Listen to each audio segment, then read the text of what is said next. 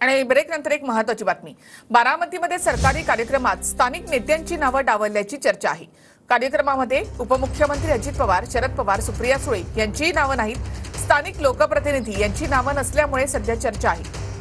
पुण्यश्लोक अहिल्याबाई होळकर शासकीय वैद्यकीय महाविद्यालयामध्ये हा कार्यक्रम होता।